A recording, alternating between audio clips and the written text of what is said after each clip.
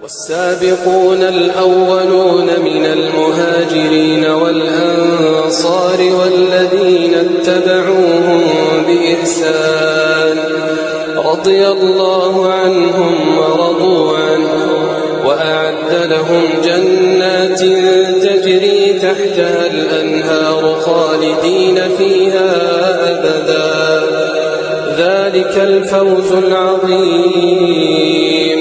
பயன் தரக்கூடிய கல்வி என்றால் என்ன? நிலையான பயனுள்ள கல்வி என்பது எது?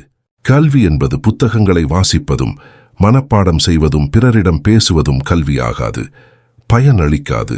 மாறாக மனிதன் தன் வாழ்வில் கற்று கல்வியை செயல்பட்டு உறுதியாக நிலைநாட்டும் போது அந்த கல்வி பயனளிக்கக்கூடியதாக மாறும். பயனுள்ள கல்வி என்பது அல்குரான் வசனங்களையும் நபி வழியையும் தன் வாழ்வில் வெளிப்படையாக தரமாக நாம் செயல்படும் போது கற்ற கல்வி நமக்கு பயனுள்ளதாகவும் நிலையானதாகவும் நம் வாழ்வில் அமையும்.